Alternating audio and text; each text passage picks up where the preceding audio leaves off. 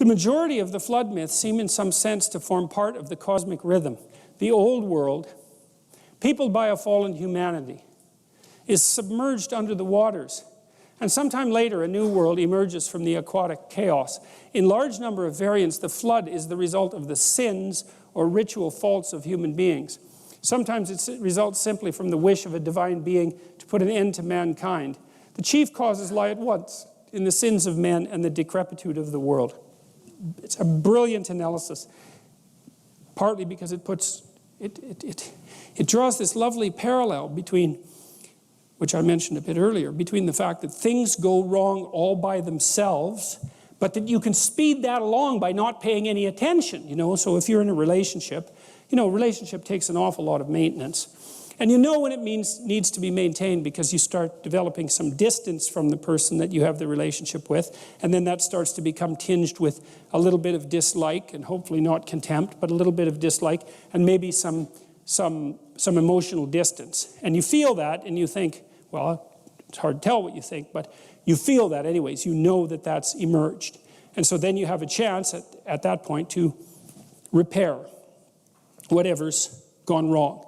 And that would require some retooling on both of your parts, maybe one person more than the other, but whatever. It would require a serious discussion like, look, I've noticed that this has been happening, and maybe it's you and maybe it's me, and we should probably figure it out, because if it was you, that'd be convenient and everything, but if it was me, then I'd like to fix it, because then it would be fixed. And so that's why you listen to your partner, because they might tell you that there's something stupid about you that you don't know, and then if you could fix that, then you wouldn't have to be stupid in that way anymore. And it's actually one of the it's one of the genuinely useful features of having a partner, because do you really want to be stupid and then continue to repeat your mistakes ad nauseum for the rest of your life? I know it's more convenient to do that than to have a knock down, drag them out argument about just exactly why you're stupid and how you could fix it. But still, it's better to have the argument. So the chief causes lie at once in the sins of men and the decrepitude of the world. And the sins there are generally either acts of commission, where people do things that they know to be wrong, or they fail to do things that they know would be right. Doesn't really matter.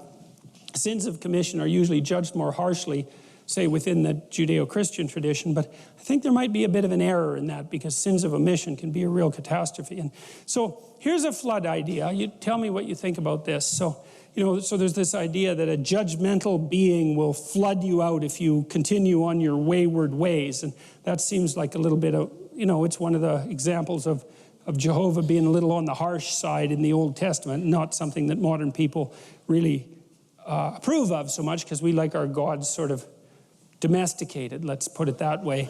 And unfortunately, that isn't how it tends to work. But I've often thought about the reaction in North America to the hurricane in New Orleans. Because there's two ways of reading that, right? One is Mother Nature has a little fit and sends a hurricane into New Orleans and wipes everyone out. And isn't that a catastrophe? And isn't that an example of our fragility in the face of natural power? But there's another way of reading it. Maybe this is unfair, but it'll do for the purpose of illustration. It's like, the Dutch build dikes, right, to keep the ocean back. And they're actually pretty effective at that, because their country is mostly underwater. And it turns out that if you go to Holland, it's actually not underwater. And so their dikes are working. And so the Dutch, who are very organized people, and they better be, because their country is supposed to be underwater, right? So you better be organized if your country is supposed to be underwater. And so they are very organized, and they have a rule for their dikes, which is they try to estimate the worst possible oceanic storm that will come in 10,000 years and make sure that the dikes will withstand that. Well, from my reading, the Army Corps of Engineers in New Orleans built the dikes for a storm every 100 years. And that's not so good, because we live about 80 years, let's say, so that means the probability that one of those storms is going to come whipping by in a lifespan is pretty damn high. And then, so that perhaps wasn't the wisest of planning, especially because some of New Orleans is actually supposed to be underwater. And then worse, Mississippi is a state that's quite well known for its corruption. And so you might also say that a tremendous amount of the money and time and resources that could have and should have and was planned to go towards fixing the problem didn't. And so the hurricane came along and, oh my God, wasn't it a natural disaster? And the question is, what bloody well makes you so sure that it was a natural disaster? Right? Because if the infrastructure would have been maintained and built to the specifications that were certainly technically possible and would have actually been less expensive in the long run to build, and everyone knew it, and the hurricane came along and wiped out the city, why do you think that's a natural disaster? To me, that's a natural example, if you think about it from a metaphorical perspective, of a judgmental God deciding to use a flood to teach a moral lesson.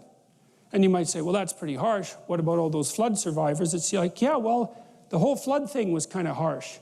And so pointing out that there were steps that could have been taken and also that I doubt in the aftermath have been taken, even though everyone knows now exactly what had happened, is you might consider it a diagnosis. But it's irrelevant, because what I'm really trying to tell you is how the mythological stories would line up on this, because you can tell a story about Mother Nature manifesting her catastrophe and potential for tragedy, or you could tell another story of an absolute failure of the human social structure and the human individual level because of the corruption to address a problem that everyone knew was there.